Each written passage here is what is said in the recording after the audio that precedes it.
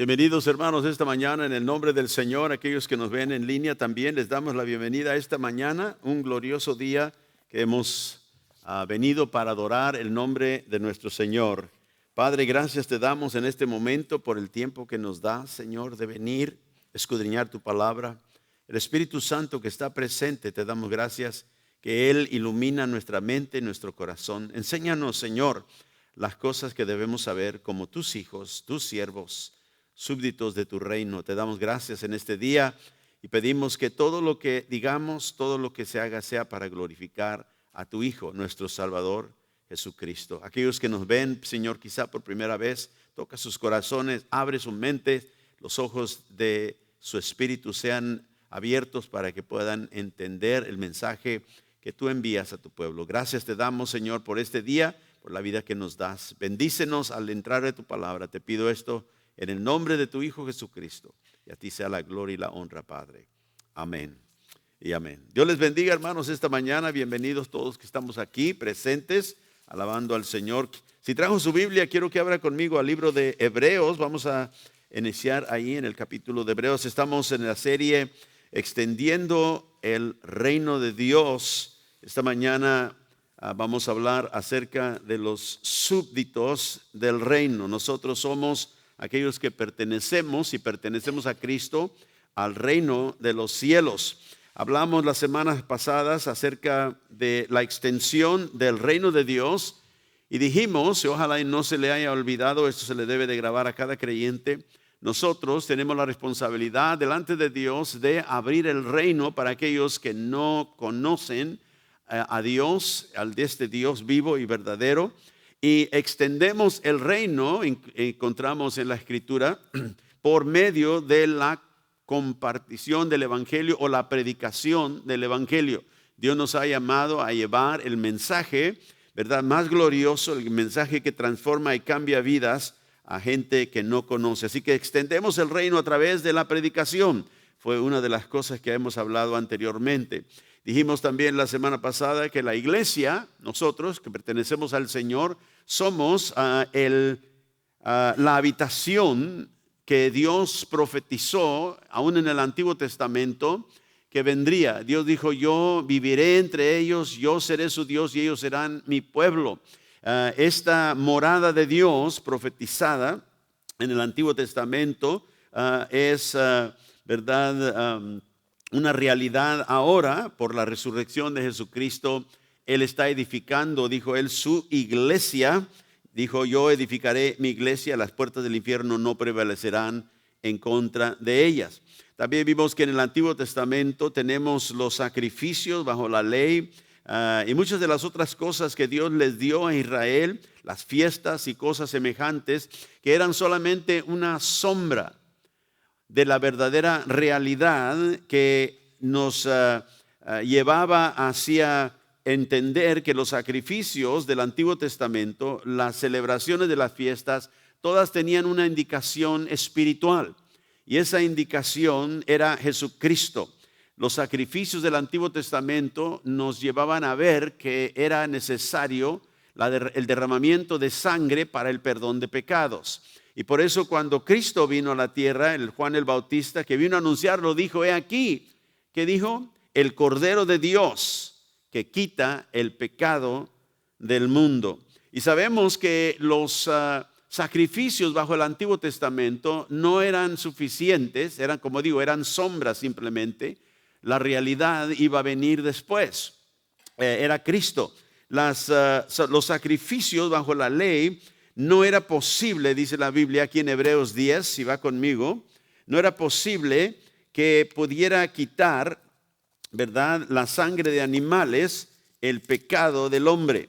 Entonces en Hebreos capítulo 10, y vamos a empezar en el versículo 1, dice, porque la ley teniendo la sombra, ¿la qué? La sombra, dije, de los bienes venideros, o sea, de aquello que iba a venir, dice, no la imagen misma de las cosas, nunca puede, por los mismos sacrificios que se ofrecen continuamente cada año, hacer perfectos a los que se acercan. De otra manera, dice el escritor, cesarían de ofrecerse. O sea, si la sangre de los animales que se daba en sacrificio era suficiente ya no hubiera necesidad entonces, ¿verdad?, tener que ofrecerlos. Dice, pues los que tributan este culto, limpios una vez, no tendrían ya más conciencia de pecado. Pero en estos sacrificios cada año se hace memoria de los pecados, porque la sangre de los toros y de los machos cabríos no puede quitar los pecados. Por lo cual entrando en el mundo, dice, sacrificio y ofrenda no quisiste, mas me preparaste cuerpo. Holocaustos y expiaciones por el pecado no te agradaron. Entonces dije, he aquí que vengo, oh Dios, para hacer tu voluntad, como en el rollo del libro está escrito de mí. Está hablando aquí de Jesús. Y luego en el verso 9 dice, y diciendo luego, he aquí que vengo, oh Dios, para hacer tu voluntad, quita lo primero para establecer lo último. Entonces, dice verso 10, en esa voluntad somos santificados mediante la ofrenda del cuerpo de Jesucristo, hecha una vez para siempre. Ve el contraste ahí entre los sacrificios que eran renovados cada año. Había un sacrificio, ¿verdad?, de la expiación del pecado total del cuerpo. Era temporal. Se ofrecían cada año, cada vez. Pero dijo, cuando Cristo vino, dijo, tú preparaste un cuerpo para mí, y mediante esa ofrenda que el Señor hizo, Él limpió pecado, dice, y lo hizo para siempre. Ya no hay que repetirse ese mismo sacrificio. Así que el templo y todos los sacrificios que Dios había dado bajo la ley, todo, ¿verdad?, los patrones del templo, todos señalaban a la casa espiritual que Dios iba a edificar por medio de su Hijo Jesucristo. Y les recuerdo una vez más, Jesús dijo, yo edificaré mi iglesia. Y Pablo, vimos la semana pasada en el libro de los Efesios, a la iglesia en Éfeso, les enseña, ¿verdad?, esta casa que Dios está haciendo. Es la edificación de Cristo, ¿verdad?, en el tiempo actual. En ese tiempo y aún todavía hoy el Señor sigue edificando este templo para morada de Dios, que es la iglesia. Pero esta mañana quiero hablar acerca de los súbditos del reino, ¿verdad? El reino de Dios, el reino de los cielos, a los cuales Jesús le dio primeramente a Pedro y también por extensión a los discípulos de él y a nosotros, ¿verdad?, las llaves para abrir la puerta a aquellos que se encuentran fuera del reino de Dios, para que ellos también vengan a ser estos súbditos del reino. Pero ¿quiénes son estos? Vamos a hablar un poquito acerca de lo que la Biblia dice acerca de este reino primeramente. Y sí, vamos a ir rápidamente, así que los tiene ahí en su bosquejo. ¿Qué nos dice la Biblia acerca de este reino del cual nosotros hemos sido llamados a ser los súbditos? Primero vemos que la Biblia nos enseña que no todos pertenecen a este reino. Todos están aprisionados en el reino de las tinieblas. Toda gente que está perdida en su pecado pertenece a un reino, pero no es el reino de Dios. Es el reino de la oscuridad, el reino de las tinieblas. Encontramos que la Biblia también nos enseña que se toma cierto hecho concreto para entrar al reino de los cielos. Y ese hecho que necesita ser verdad, es indispensable, es el nuevo nacimiento. Cristo dijo, el que no nace de nuevo no entrará al reino de los cielos. Y vemos que este reino también, la Biblia nos dice, es un reino que Dios ha preparado. Es un reino celestial, no porque tenemos que esperar hasta que muramos y entremos al cielo para entrar en este reino, sino porque es un reino que rige sobre todos los reinos, aún los reinos de la tierra que no le conocen. El cielo rige sobre toda la creación de Dios. Otra cosa que vemos en el reino de Dios, nadie puede entrar ilegalmente. Nadie puede entrar simplemente porque decidió, ¿verdad?, brincar la cerca o lo que sea. De hecho, la Biblia dice que la Nueva Jerusalén tiene un muro alrededor. Nadie que no ha sido lavado por la sangre de Cristo puede entrar ahí. Así que hay ciertos requisitos. No todo el que dice, Señor, Señor, dijo él, también puede entrar al reino de los cielos. Así que no se trata de ser religioso tampoco para entrar a este reino. Jesús dijo en Mateo 5 y verso 20 que hay una cierta justicia que es necesaria para entrar en este reino. Dijo el Señor aquí en Mateo 5:20, porque os digo que si vuestra justicia no fuera mayor que de los escribas y fariseos. O sea, si tú no tienes una justicia que es mayor de la gente religiosa que existía en el tiempo de Jesús, dijo, ellos se consideraban los más santos por la gente. Esta era la gente que lo veía, esos son la gente, ¿verdad?, que están entregadas a Dios, según ellos. Pero el Señor dijo, si la justicia tuya no excede aún la de ellos, no puedes entrar en el reino de los cielos. ¿Por qué? Porque la justicia necesaria no es propia. La justicia necesaria para entrar al reino de Dios es un don. Es la justicia de Jesucristo. Es por Él que nosotros somos hechos justos por fe en Él. En Marcos capítulo 10, verso 15, la Biblia nos dice que este reino de los cielos tiene que ser recibido como un niño. El que no recibe el reino de Dios como un niño no entrará en él. Y sabe que un niño, cuando usted le da algo, no piensa primero cuánto tengo que pagar, cuánto le debo.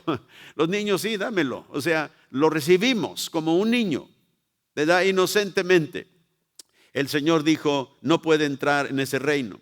En Marcos 10, verso 24, el Señor también nos dice que los que confían en las riquezas no pueden entrar en el reino de los cielos. ¿Por qué? Porque han puesto su fe en otro Dios, el materialismo. Los discípulos se asombraron de sus palabras, dice la Biblia. Pero Jesús respondiendo volvió a decirles, hijos, cuán difícil les es entrar en el reino de Dios a los que confían en las riquezas. No porque son malas las riquezas, no porque las riquezas el cristiano no las debe de tener, sino que cuando uno confía en las riquezas, no puede entrar porque ha hecho las riquezas su Dios. Es lo que la Biblia le llama idolatría, la avaricia. Y también vemos que la Biblia dice que el reino de los cielos es algo que Dios ha preparado, que le ha placido a Él dárselo a personas que Él considera bendecidas por Él y lo da como una herencia. En Lucas 12, verso 32, no temáis, dijo el Señor, manada pequeña, porque a vuestro Padre le ha placido daros el reino. O sea que Dios da el reino a quien Él quiere darlo y le place a Él. Es algo que le agrada a Dios dar el reino. ¿Cuántos estamos agradecidos por eso? Aleluya. No lo merecíamos, pero le ha placido a Dios dar el reino a aquellos que, verdad, son bendecidos por Él. Mire lo que dice Mateo 25, 34. Entonces el rey les dirá a los de la derecha, en su derecha, venid, benditos de mi Padre. ¿A quién le da el reino? A los que son bendecidos por el Padre. Benditos de mi Padre. Heredar el reino preparado para vosotros desde la fundación del mundo. Algo que Dios preparó de antemano, le place darlos a aquel a quien Él quiere bendecir. Aleluya. Y doy gracias a Dios que Él nos ha escogido a nosotros en Cristo para bendecirnos. Él nos da algo que nosotros no merecemos. Él nos da algo que nosotros no nos ganamos por nada. En Efesios capítulo 1 y verso 4 leemos esto. Él nos escogió en Él. ¿Quién nos escogió? Dios nos escogió. Así que dejemos de decir que yo, verdad, vine a Cristo, yo lo acepté a Él. No, Él te aceptó a ti y por eso pudiste aceptarlo a Él. Él te escogió a ti, por eso tú pudiste creer en Él cuando oíste el Evangelio. Nos escogió en Él, en Cristo, antes de la fundación del mundo. Eso a mí me impacta tanto, que Dios, yo no lo encontré a Él, Él me encontró a mí. Él de antes de que yo existiera, Él ya había puesto su amor sobre mi vida. Fíjese, qué hermoso es nuestro Dios. En Él, dice, nos escogió antes de la fundación del mundo. ¿Para qué? Para que fuésemos santos. La palabra santo es estar, ¿verdad?, limpio en carácter, pero también apartado. Él nos apartó del mundo donde nosotros estábamos perdidos, nos santificó por la sangre de Cristo para que fuésemos sin mancha delante de Él. O sea, una condición que nosotros no podíamos alcanzar por nosotros mismos. Él lo hizo para que nosotros pudiéramos vivir delante de Él, dijo, sin mancha, lavados por la sangre. El verso 11 sigue diciendo, en Él también, dice, asimismo, en Él tenemos herencia, habiendo sido predestinados conforme al propósito del que hace todas las cosas según el designio de su voluntad. Mire, Dios nos escogió, nos dio una herencia. ¿Cuál es la herencia? Es el reino. Jesús dijo, vengan, hereden el reino, hereden aquello que Dios, ¿verdad?, preparó de antemano, benditos del Padre, aquellos que el Padre le plujo bendecir. Y dice, nosotros fuimos predestinados, note, predestinados conforme a algo. ¿A qué? Al propósito. Dios siempre hace todo con propósito. Dijo, ¿por qué me escogió Dios? Porque tiene un propósito para tu vida. Él no te escogió para que vivieras una vida simplemente gastada en cosas que no lo glorifican a Él. Él te llamó conforme al propósito, su propósito. Y dice el propósito de Él hace todas las cosas según ¿qué? Su voluntad. Digo, ¿por qué me escogió Dios a mí? Porque a Él le ha placido, es su voluntad de escogerme. Yo me acuerdo cuando éramos niños, jugábamos béisbol y todos los chavos nos juntábamos ahí y luego alguien tiraba el bate para que hicieran su escogimiento de las personas y siempre nosotros queríamos que no esperaran hasta el último, ¿verdad? Porque si eras el último eras como que, bueno, pues vente ya entonces. Y todos, escógeme. Y nadie quería, ¿por qué? Porque nadie quería ser el último. Pero ¿sabe qué? No importa cuándo Dios te escogió, lo hecho es que te escogió, aleluya. Que Él en Cristo te ha dado vida. En Él tuvimos una herencia. Esa herencia, como digo, es el reino de los cielos. Aleluya. Ahora, en Juan capítulo 5, vamos ahí. Como súbditos del reino, tú y yo tenemos la responsabilidad ahora dada por Dios de extender el reino del cual nosotros somos parte, al cual Dios nos ha dado entrada. Ha abierto las puertas por medio de la salvación en Cristo. Y como los súbditos del reino, aquellos que estamos sumisos al Rey, Él ahora nos llama a llevar este reino y proclamarlo para aquellos que Él tiene que llamar también, que ha escogido. Y sabe que solamente aquellos que hemos nacido de nuevo, solamente aquellos que somos realmente de Cristo, y estamos en el reino divino, en el reino de Dios, podemos extender el reino. Note qué importante es eso. Solo los súbditos del reino, verdaderos, pueden extender el reino. El hombre puede extender la religión, pero no el reino. Y son dos cosas diferentes. Hay mucha gente que está llevando adelante un programa, una extensión de su ministerio, llevando adelante ¿verdad? Su denominación, su iglesia, un sinnúmero de cosas. Pero solamente aquellos que realmente son de Cristo pueden extender el reino de Jesucristo, porque a nosotros se nos está confiado. Entonces, qué importante es que nosotros, sabiendo eso, reconozcamos la responsabilidad que tenemos. Porque si nosotros somos del reino, nosotros hemos visto el reino, sabemos de qué se trata el reino. Y hemos entrado a este reino y podemos ayudarle a otros a entender lo que es necesario. Por eso al predicar el evangelio, a compartir el evangelio con alguien, nosotros tenemos que estar seguros de decirle, nadie puede entrar al reino de los cielos. Nadie automáticamente está en el reino de los cielos. Porque a veces la gente piensa, bueno, yo pienso que voy a ir al cielo. No, nadie entra al cielo que no es parte del reino de los cielos. ¿Y cómo entra uno al reino de los cielos? Es menester nacer otra vez. Es menester nacer de nuevo. Es recibir esa obra sobrenatural y divina de Dios que transforma el corazón cuando obedecemos el llamado del evangelio.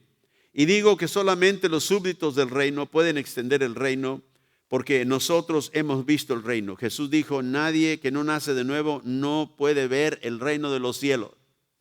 Pero Dios nos ha abierto los ojos para ver que hay un reino espiritual, que está el celestial, que está sobre todo. Y aunque la gente no lo ve, nosotros por medio del Evangelio traemos a luz, dice la Biblia, la vida y la inmortalidad. Les damos a saber que hay un Dios al cual ellos tendrán que darle cuenta y tendremos que darle cuenta. En Juan capítulo 5 y verso 24.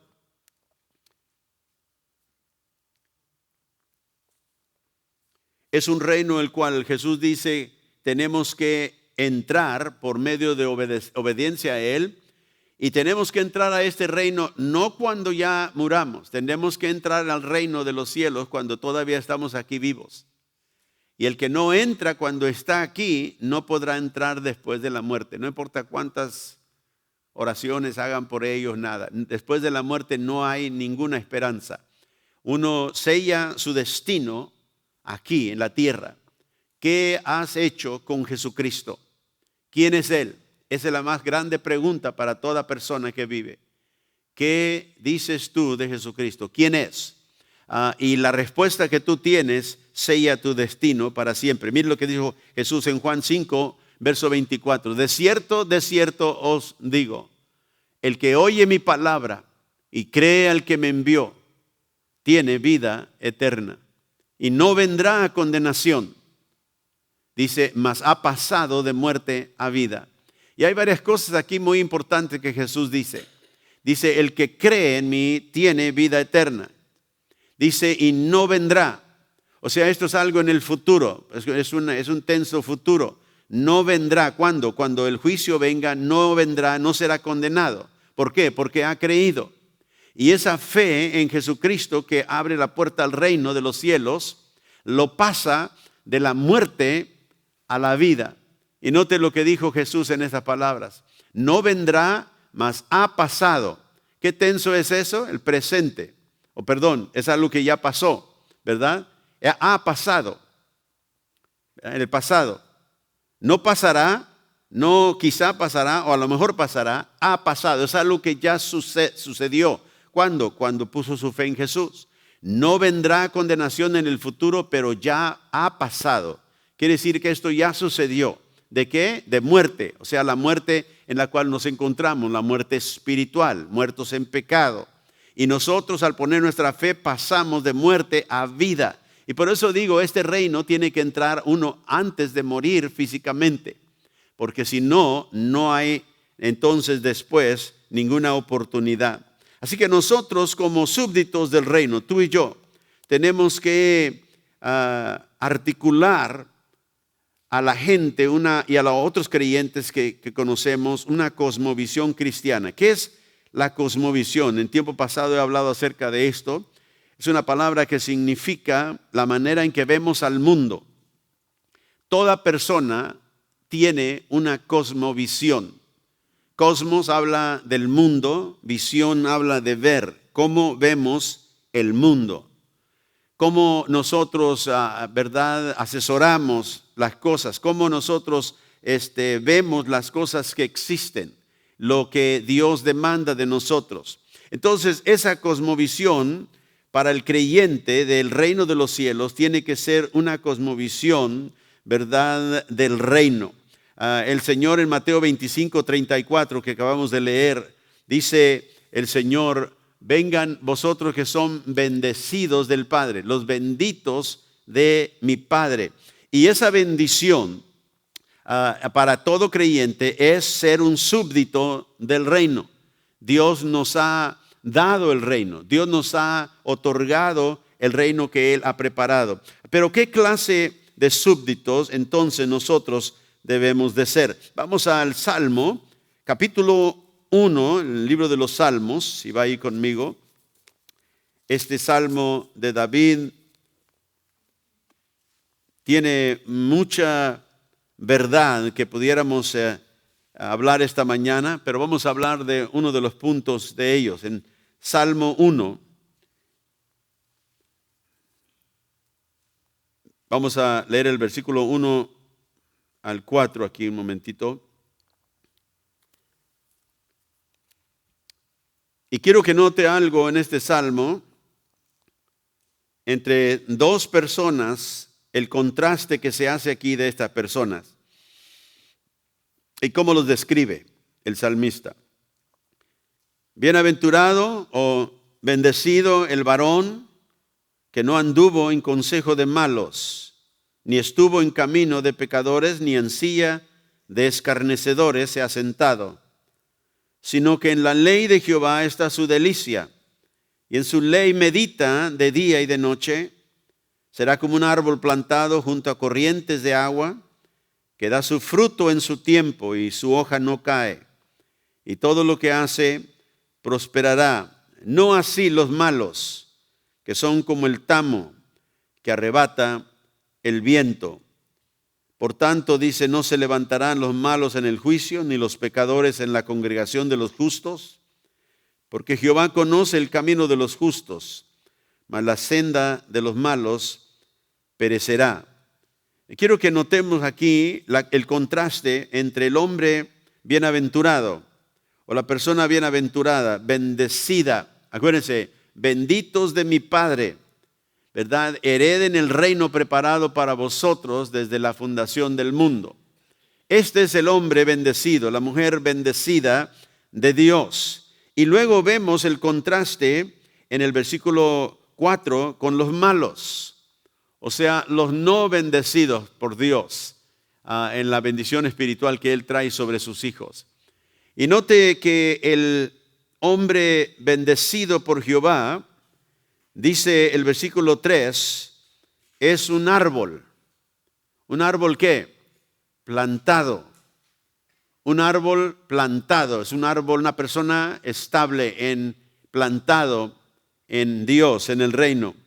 Y los malos, en el verso 4, dice que el contraste es como el tamo que arrebata el viento, que se lo lleva como si nada. Entonces no hay estabilidad, no está plantado. Cualquier cosa lo mueve. Así que vemos este contraste muy importante, el árbol plantado, ¿verdad? El tamo que el viento arrebata y se lo lleva. Pero también vemos aquí varias prioridades que tiene el hombre bendecido, el súbdito del reino de Dios. Es un hombre, una mujer bendecida, aleluya. Y vemos aquí 5 prioridades que el salmista da de este hombre. 3 son negativas y 2 positivas.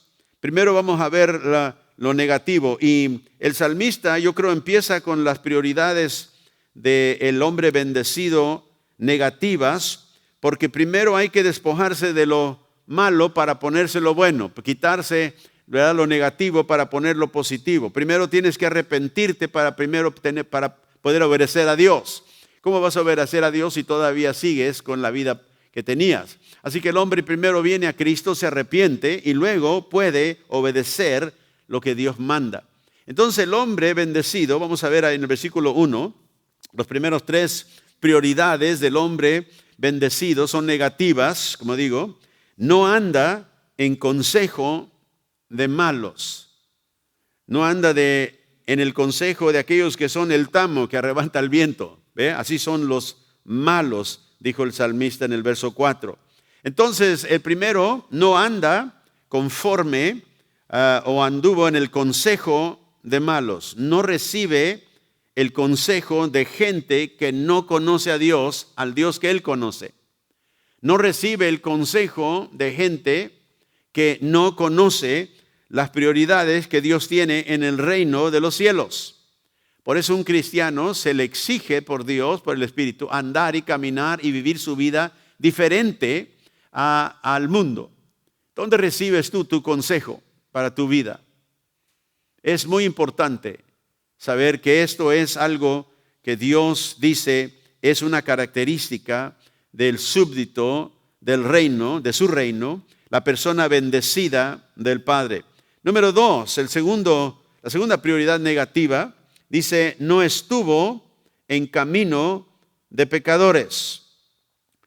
Número 3, no se sienta en la silla de escarnecedores, ¿verdad? No participa con aquellos que escarnecen las cosas espirituales, las cosas divinas.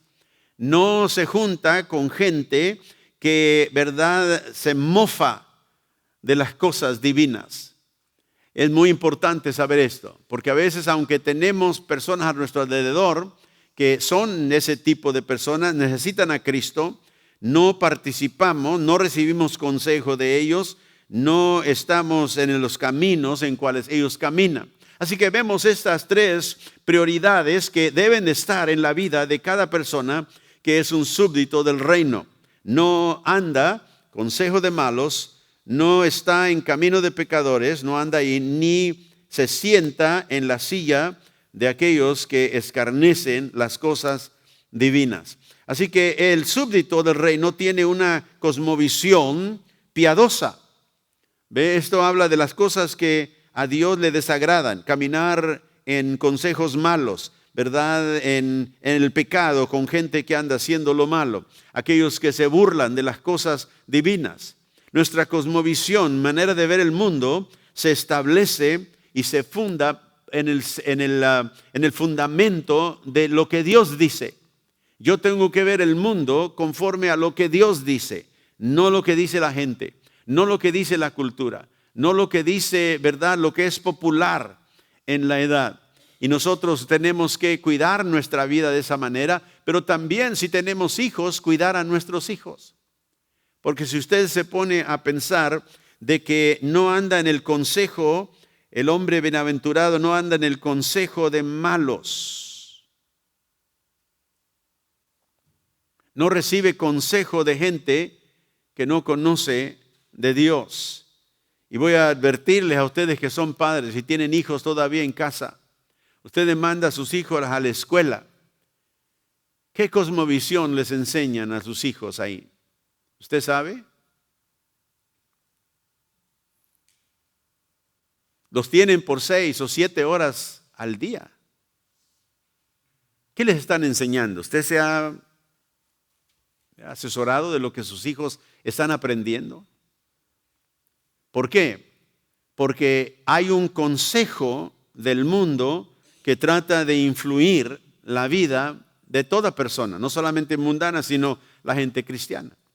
Y por eso digo que la cosmovisión del súbdito del reino de los cielos es una cosmovisión piadosa, es una cosmovisión, una manera de ver el mundo fundada en los pensamientos que Dios nos da, porque la cosmovisión del mundo es como un lente. Si yo me pongo, ¿verdad?, lentes de color, ¿cómo voy a ver el mundo? Conforme al color de mis lentes, ¿verdad? Entonces todos tenemos un lente en cual vemos el mundo. Ese lente por el cual nosotros vemos, esos lentes deben de ser los lentes que Dios nos ha dado para ver. Y aquí nos da una indicación de el hombre que es agradable a Dios, que es bienaventurado y bendecido por Dios. Una vez más, no anda en el consejo de los malos, no recibe el consejo de la maldad, no anda en el camino con los pecadores, no se sienta en la silla de los que se mofan y se burlan de las cosas de Dios. Así que el caminar, cuando dice aquí no anduvo en consejo de malos, la palabra andar en la Biblia habla de una acción que nos lleva a considerar la manera en que vivimos nuestra vida. El que no estuvo en camino de pecadores, estar quiere decir estar ahí, en ese camino de pie.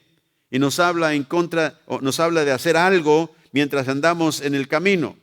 Y ahorita quiero que vayamos al libro de Efesios, porque aquí en el libro de Efesios, y guarde su lugar ahí en el Salmo, es muy interesante porque las palabras que el salmista usa las encontramos en la epístola de Efesios. ¿Sabía?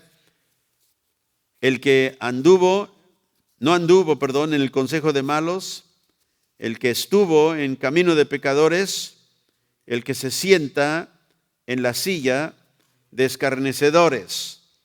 Y nos habla de sentar, de andar o caminar, también, ¿verdad? Y estar de pie. Y vamos a ver aquí en Efesios lo que significa para el Hijo de Dios, para el súbdito del reino, ser este súbdito agradable a Dios.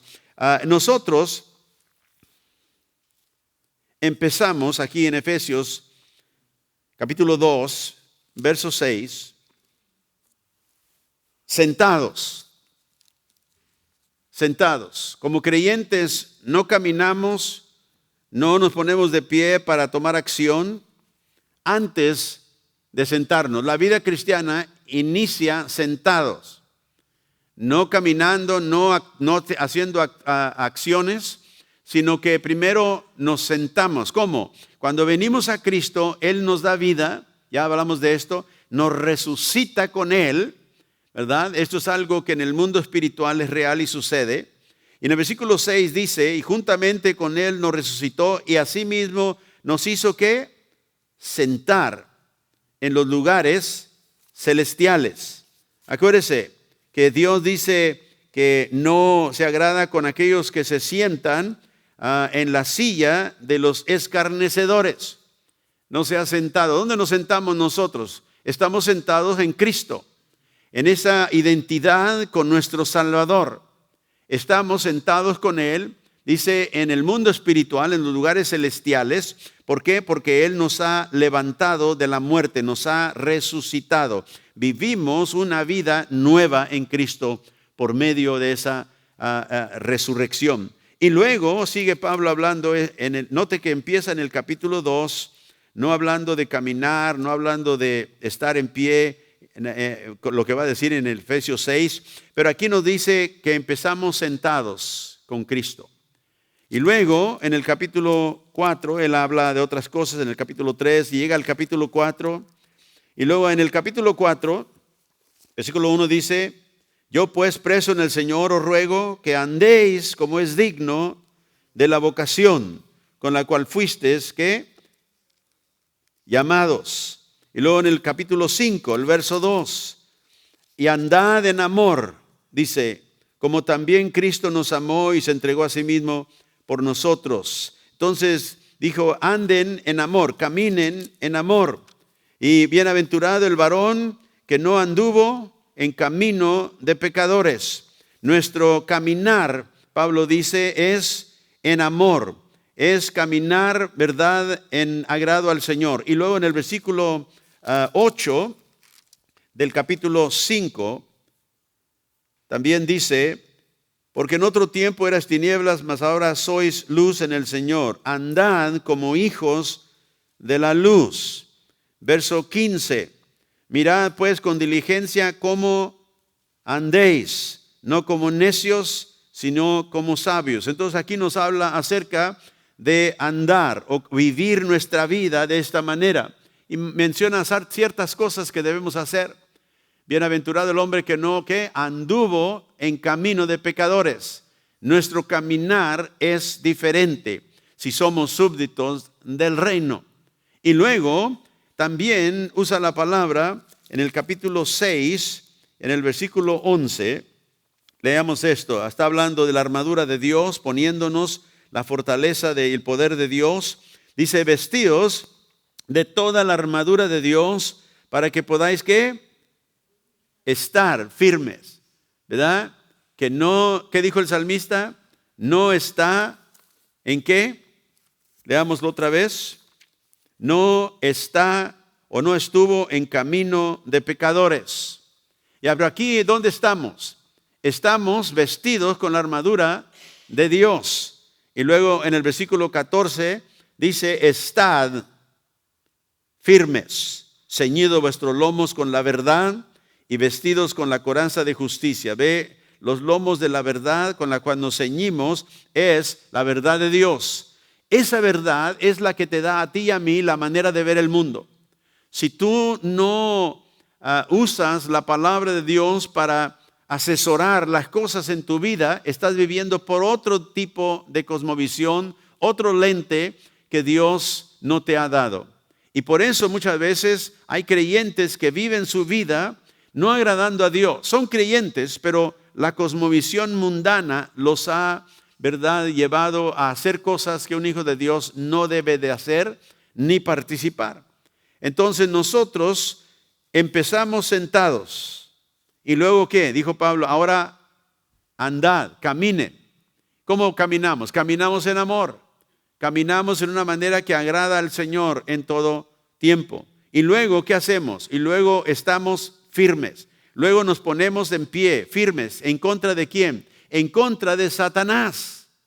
Para poder nosotros luchar contra él, tenemos que estar sentados con Cristo primeramente. ¿Cómo puede una persona pelear contra la maldad si no ha empezado, verdad, su vida espiritual? Por eso dije al principio, inicia el salmista hablando de las prioridades negativas. Primero, quita esto, no hagas esto, para que pueda obedecer a Dios. Nosotros venimos a Cristo, nos sentamos con Él. Es interesante que la vida cristiana no empieza con acción, no empieza con obras. Yo voy a hacer esto y esto y esto para Dios, para estar bien con Dios. Tienes que humillarte, arrepentirte y venir y reconocer que no hay nada que tú y yo podemos hacer para cambiar nuestra vida. Solo Dios puede hacerlo. Y cuando venimos a Cristo, nos humillamos delante de Él, nos perdona, nos levanta de la vida, verdad, que traíamos antes en muerte, en pecado, y nos sienta con Él en los lugares celestiales. Y ahora Pablo, al dar la instrucción a los creyentes, a nosotros, nos dice ahora, ¿qué vas a hacer? Ahora vas a caminar. Ahora sí puedes caminar. ¿Por qué? Porque Dios te ha perdonado y ahora puedes vivir la vida que Él demanda. Vivir tu vida en amor, dijo, así como Cristo también nos amó. Y como digo, solamente los que hemos nacido de nuevo, solamente los súbditos del reino de Dios pueden extender el reino de Dios. Y por eso ahora eso, ¿verdad?, tiene sentido. Porque nosotros que hemos sido transformados, podemos traer a otros a transformación por ese mismo mensaje que nos hizo la obra en nosotros. Todos los demás que quieran expandir el reino, expanden una apariencia.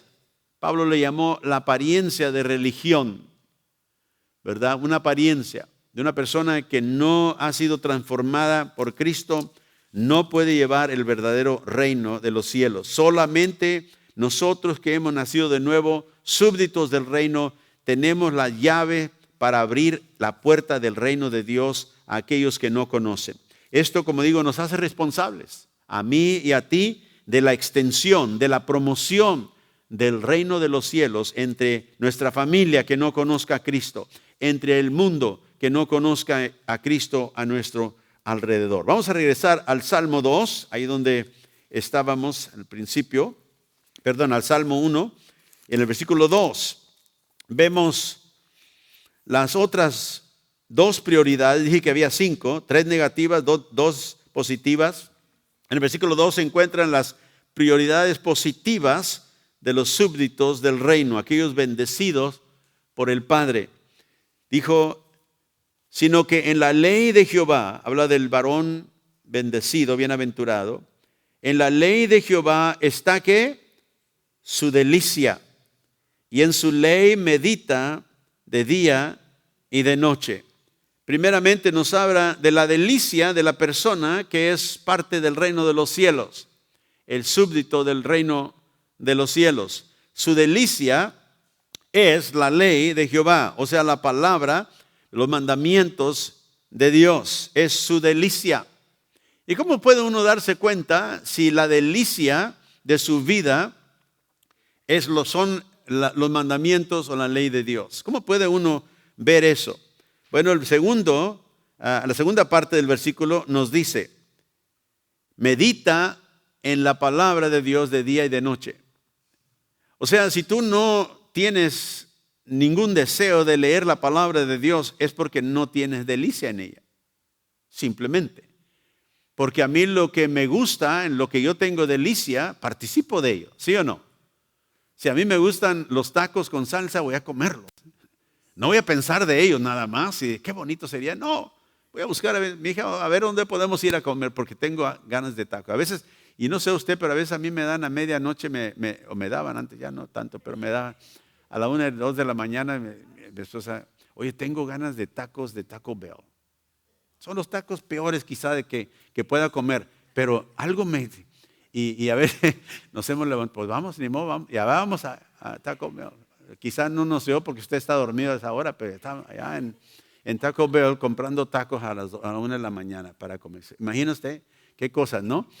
Pero así es, lo que uno tiene delicia para ello, sabor, lo va a mover. Y si usted es un súbdito del reino, si usted está en el reino, pero no tiene deseo de la palabra, ¿sabe qué? Pídale al Señor. Señor, dame hambre y sed de tu palabra. Bienaventurados los que tienen hambre y sed de justicia, dijo el Señor, porque ellos serán saciados. Ve, Señor, enséñame tu palabra. Yo quiero ver el mundo por tus ojos. Yo quiero ver el mundo, tener esa conmovisión piadosa. ¿Cómo la voy a obtener? Por medio de tu palabra, por medio de lo que tú, Señor, me has llamado a obedecer en tu palabra. Por eso parte de nuestra visión es que nos enamoremos de Jesucristo, dice nuestra visión. ¿Cómo? Por medio de la enseñanza de la palabra de Dios, por medio de la meditación de la palabra de Dios. Jesús tomaba tiempo en la palabra, en la oración, que son, ¿verdad?, las disciplinas espirituales que nosotros necesitamos.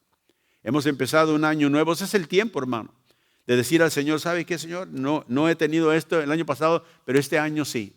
Dame hambre y sed de aquellas cosas que se encuentran en tu palabra. Abre mis ojos para ver lo que no veo. Así que estas dos prioridades, delicia en la ley de Jehová y en su ley medita de día y de noche. Ve, una cosa sería que dice, bienaventurado el varón que se deleita, su delicia está en la ley de Jehová, pero nunca lee la palabra.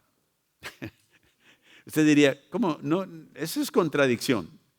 ¿Se deleita pero no participa? No. Entonces nosotros nos deleitamos en la palabra de Dios y meditamos en ella, porque es la meditación que nos lleva a considerar seriamente lo que Dios nos llama a hacer. Así que vamos a enfocar en esta prioridad, en este tiempo que vamos a hablar de esto. No todo hoy, pero vamos a hablar de estas prioridades. ¿Dónde recibes tú, como dije, el consejo para tu vida? ¿Dónde debes de recibirlo? Y aquí nos dice que el consejo viene de la ley del Señor. Hablé un momentito acerca de nuestros hijos, de cómo debemos considerarlos a ellos en este aspecto también del consejo que ellos reciben. Porque alguien los está aconsejando todos los días, mientras ellos están separados de ti. En Deuteronomio capítulo 6, Dios le dice a su pueblo, en el versículo 4 de Deuteronomio 6,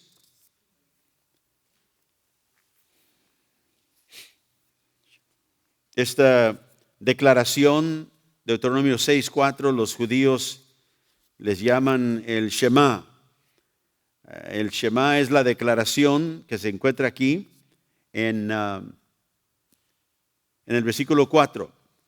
¿Por qué se le llama eso? Porque la palabra oye es la palabra hebrea, el Shema.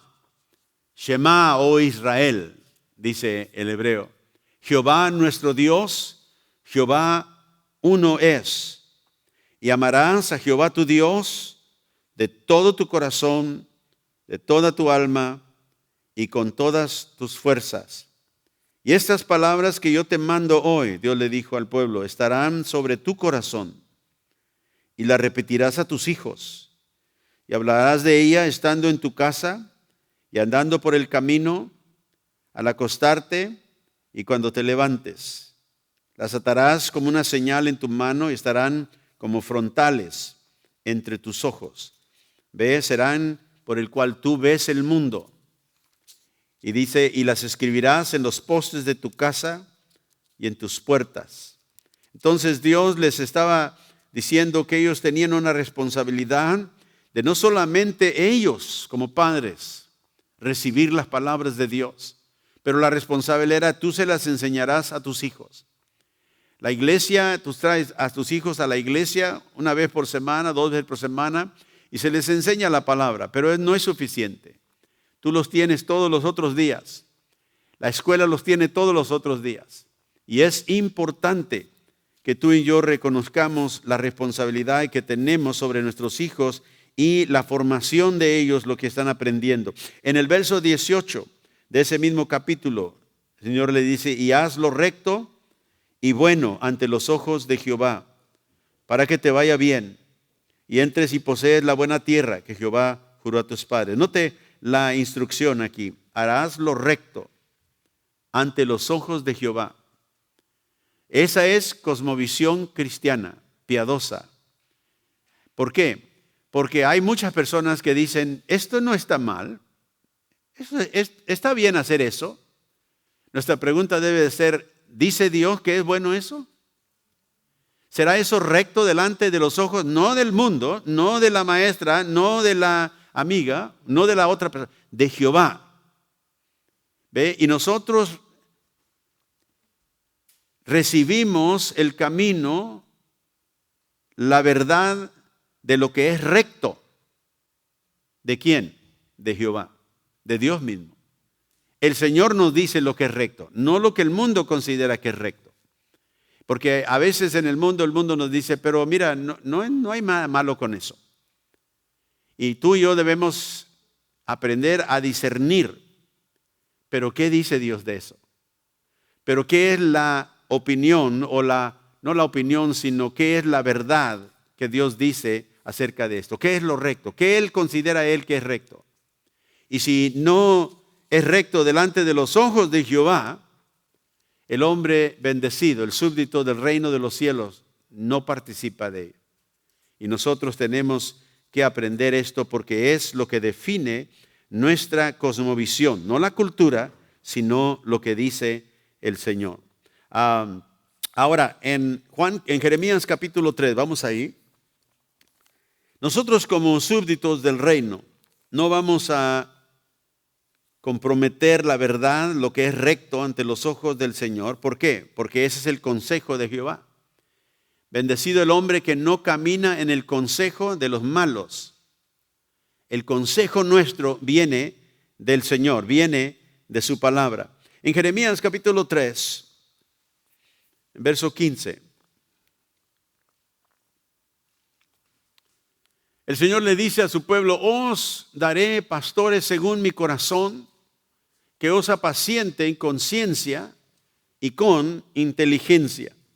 Ahora, uno de los cuadros que la Biblia nos pinta a nosotros es que nosotros somos ovejas del prado del Señor. ¿Por qué? Porque Él es el buen pastor. Amén.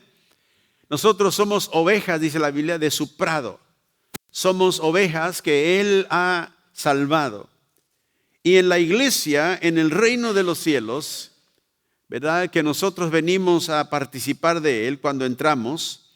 Dios nos pone en la congregación, en la iglesia, y todo creyente como oveja debe de pertenecer a la iglesia local. Dios ha ordenado que el redil de Él como el buen pastor, Él ha designado, note aquí, pastores según el corazón de Él. O sea que Dios tiene en su corazón un amor por su pueblo y por lo tanto pone a pastores sobre el pueblo.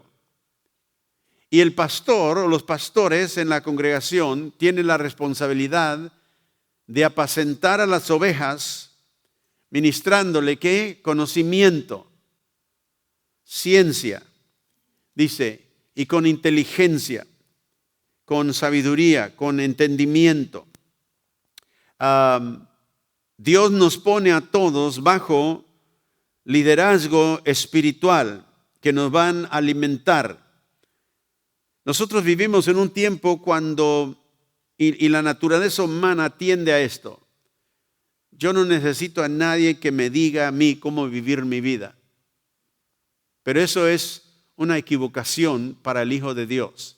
¿Por qué? Porque si vemos como Dios ve, y por eso dije aquí, Dios le ha placido a Él darnos pastores según su corazón. Está en el corazón de Él poner pastores sobre su rebaño con el propósito de apacentarlos con ciencia y con inteligencia. Ahora dice, pero a veces nosotros sabemos más que el pastor. No importa. Dios no dijo, te voy a poner solamente a alguien que sabe más que tú. Dios dijo, yo voy a poner a alguien que va a vigilar tu vida espiritual. No es necesariamente porque lo sabe todo, sino porque es el patrón que Dios nos ha dado. Porque Dios siempre tiene autoridad. Por ejemplo, nosotros cuando éramos hijos, a veces obedecíamos mucho la autoridad de nuestra casa. Porque pensábamos que sabíamos nosotros, ay, mamá no sabe, papá no sabe, no, yo voy a hacer esto. Y aunque ellos me dicen que no, yo lo voy a hacer. Pensábamos que sabíamos más, pero con el crecimiento de nuestra vida, ¿verdad? Nos dimos cuenta de que a veces nuestros padres tenían razón y que nuestra madurez natural no era lo que nosotros pensábamos. ¿Cuántos saben de lo que estoy hablando? Sí, ¿verdad? Ahora que tenemos hijos nos damos cuenta. Me acuerdo mi mamá decía, cuando tú tengas tus niños, tus hijos, vas a entender. Y claro, viene ese tiempo y entendemos. Porque Dios tiene autoridad en el hogar, no porque mamá y papá siempre saben todo, más que nadie más. Porque mis padres se equivocaron en muchas maneras. Pero ellos eran la autoridad que Dios nos dio. Y teníamos que aprender a obedecer. Entonces Dios puso autoridad en el gobierno. Dios pone líderes, ¿verdad? Que ellos participan en ciertas responsabilidades de dirigir el pueblo. No siempre hacen todo bien, pero los que están ahí están porque Dios los ha puesto. Porque Dios tiene un propósito haciendo todo.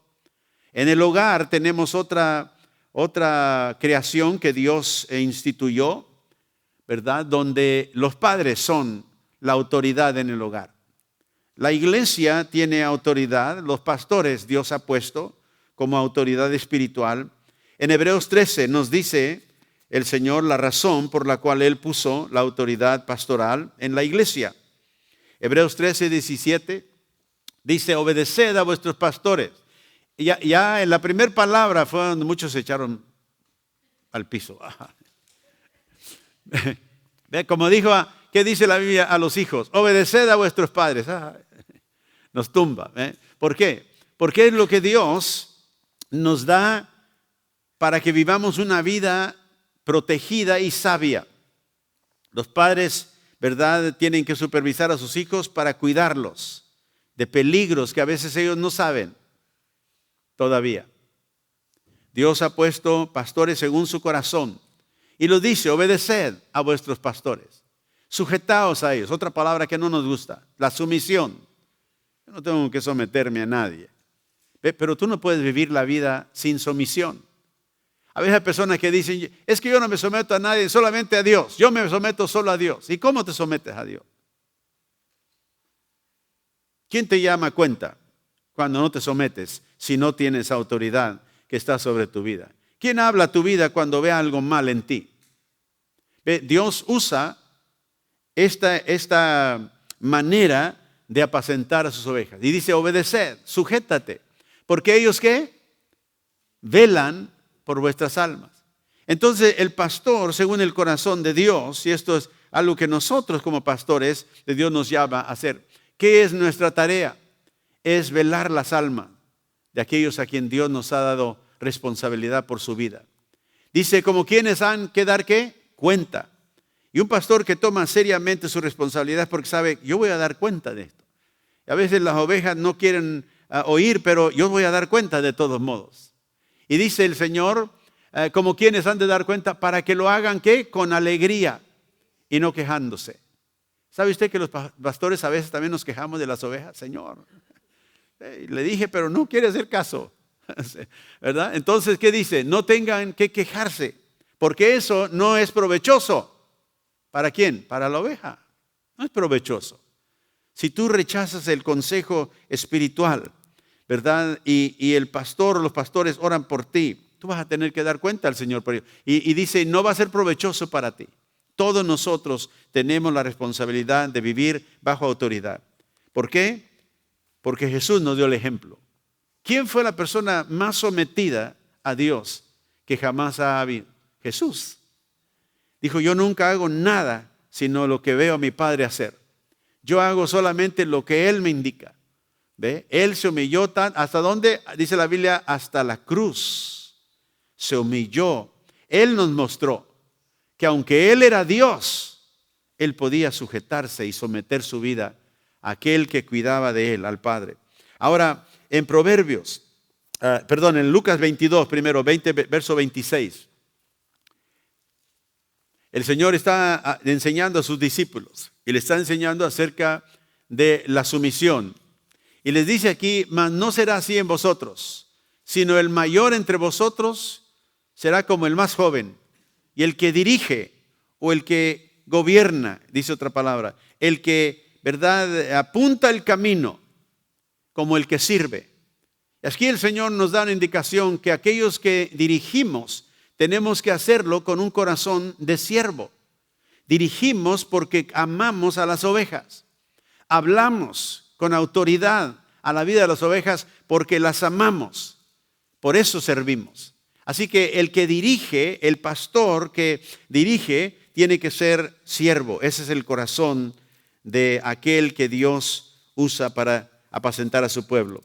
¿Qué de la inteligencia de la cual habla la Biblia? Del entendimiento, la comprensión. Vamos a Proverbios capítulo 9 rápidamente. Proverbios capítulo 9. Y versículo 10.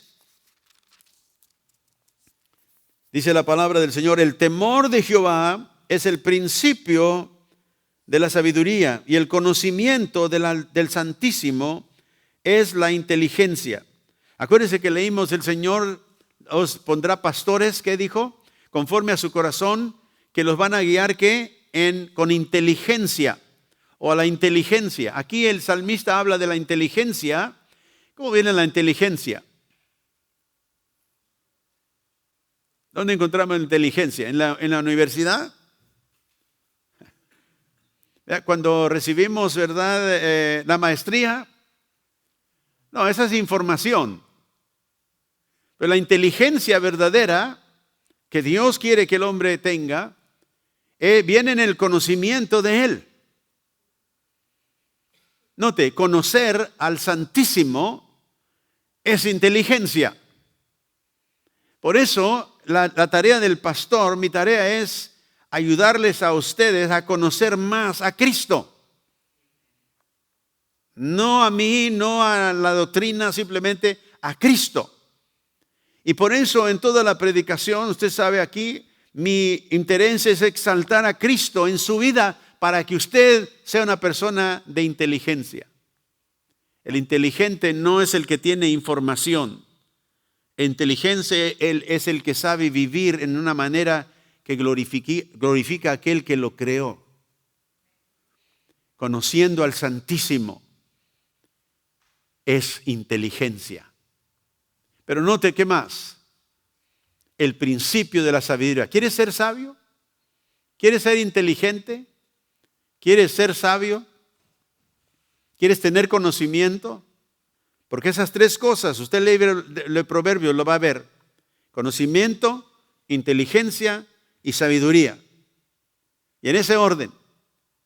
Conocimiento por medio de la palabra. ¿Qué dice Dios? Inteligencia. Lo empiezo a conocer en mi corazón, empiezo a caminar, como dijo el salmista, a vivir de tal manera que agrada a Dios. Y luego viene la sabiduría. El hombre verdaderamente sabio es aquel que teme a Jehová. El hombre que no teme a Jehová es insensato. Es el cual el salmista habla en el capítulo 1. El malo es como el tamo que arrebata el viento. No podrá estar en pie en el día del juicio. ¿Por qué? Porque no ha conocido a Jehová. El temor de Dios se aprende, hermanos. Usted quiere que sus hijos teman al Señor, enséñeles. El salmista dijo: venid y os enseñaré el temor de Jehová. Si algo se enseña es porque se puede aprender. Y por eso dije, el temor de Jehová es algo que se aprende. El hombre perdido, el niño que no conoce a Cristo, no teme a Jehová nativamente. No hay en él un temor de Jehová. Si lo obedece a usted como padre, ¿qué piensa usted que hace con Dios? No puede obedecer de esa manera. Si queremos crear a niños inteligentes, de sabiduría, tenemos que enseñarles el camino de Jehová. Y esa responsabilidad te cae a ti y a mí. El temor de Jehová es que el principio de la sabiduría. Note, ahí inicia, no es el fin, inicia. La sabiduría inicia cuando alguien realmente conoce a Jehová y lo teme y vive de tal manera que agrada al Señor en lo que hace. En Colosenses 2, en el Nuevo Testamento, el apóstol Pablo escribe esto, 2, verso 3, hablando de Cristo, el misterio que es Cristo, dijo, en quien están escondidos todos los tesoros de la sabiduría y del conocimiento.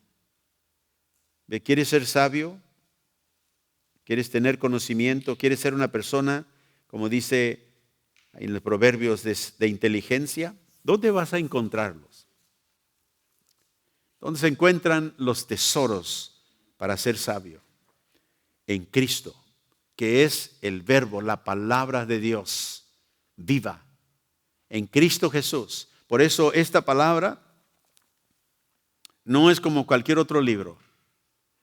Porque esta palabra nos lleva a la palabra viva, a la palabra resucitada, a Jesucristo mismo. Usted no puede leer la Biblia, pero si la Biblia no la lees con la intención de conocer más a Cristo, de encontrar la sabiduría que en Él se encuentra, es simplemente otro libro. Pero para el súbdito del reino, nosotros es nuestra instrucción, nuestro manual de instrucción. Y dice que en Cristo se encuentran todos los tesoros de la sabiduría y de conocimiento. Y si tú vas a enseñar a tus hijos algo, enséñales eso. Leemos la palabra de Dios porque en ella encontramos la manera de vivir sabiamente, la manera de vivir con un conocimiento y con inteligencia. ¿Quieres ser me acuerdo mi madre me decía, ¿quieres ser tú un joven inteligente? Sí.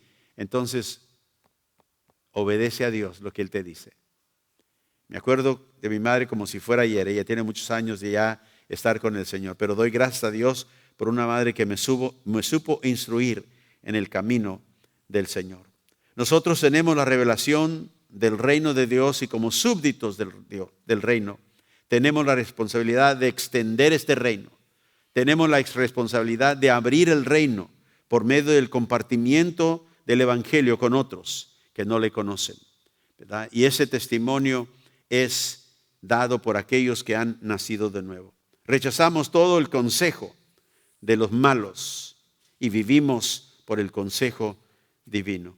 Ahora la Biblia, para terminar, ya nos llama a responder al consejo divino. Y el consejo divino nos llama a considerar nuestra condición, primeramente como pecadores.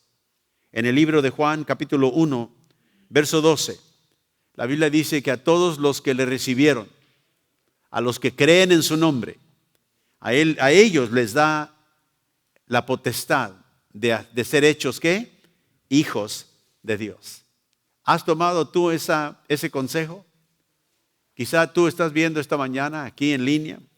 ¿Has tú respondido al consejo divino de recibir a Cristo, de creer en su nombre? Y dijo, y eso es lo que te da el derecho de llamarte hijo de Dios. Hay mucha gente que dice, sí, yo conozco a Dios, yo soy hijo de Dios, pero no tienen el derecho de hacerlo. ¿Por qué? Porque no han recibido a Cristo, no han creído en su nombre. En Romanos 10 nos da la manera en que nosotros debemos hacerlo. Romanos 10, verso 9 y 10, el apóstol Pablo, por inspiración del Espíritu Santo, escribe, si confiesas con tu boca que Jesús es el Señor y crees en tu corazón que Dios lo levantó de los muertos, o sea que Dios hizo esa obra, ¿verdad? Redentora en Cristo, murió por tu pecado, serás salvo. Dice porque con el corazón se cree, con el corazón se cree y dice para justicia, para obtener justicia. Acuérdense que le dije que uno de los requisitos para entrar al reino de los cielos es que tienes que tener una justicia mayor que los escribas y fariseos, mayor que la gente religiosa que había en ese tiempo. Y esa justicia es la justicia de Cristo. ¿Cómo la recibimos? Creyendo en el corazón que Él lo hizo por nosotros, ¿verdad? El que cree en mí, cree en el que me envió, dijo Cristo, tiene vida eterna. Si tú lo has hecho, es porque Él te ha recibido en su reino. Esta mañana quizá habrá alguien que no ha recibido. Cree a Jesús y en Jesús con el corazón. Dile, Señor, yo te recibo. Yo vengo para que tú perdones todo el pecado en mi vida. Creo, Señor, en Jesucristo. Y luego dice, y con la boca se confiesa para salvación. Que tú, recibiendo a Cristo, confieses que Él es tu Señor. Que no te avergüences de Él. Eso es ser una persona sabia, verdadera. Padre, gracias te doy esta mañana, porque tú, Señor, estás hablando a los corazones. Quizá de aquellos que no te conocen esta mañana, pero han puesto atención. Y tú, Señor, por tu Espíritu has venido a ellos y los has llamado. Yo pido, Señor, que ellos reconozcan hoy que tú enviaste a Cristo y en la muerte y la resurrección de Él, tú pagaste el precio por el pecado de la humanidad. Para aquellos, Señor, que creen, tú das vida eterna. Y en este momento yo te pido, Señor, que ellos puedan clamar a ti. Ten misericordia de mí, un pecador. Ven, Señor Jesús, perdona mis pecados. Ven, Señor, creo en ti. Toma mi corazón, hazme una persona nueva. Te pido esto en el nombre glorioso de Jesús. Que tú hagas esto, Señor, en cada corazón que responde. En el nombre de Jesús. Amén. Si esta mañana tú has hecho esa oración, te voy a animar.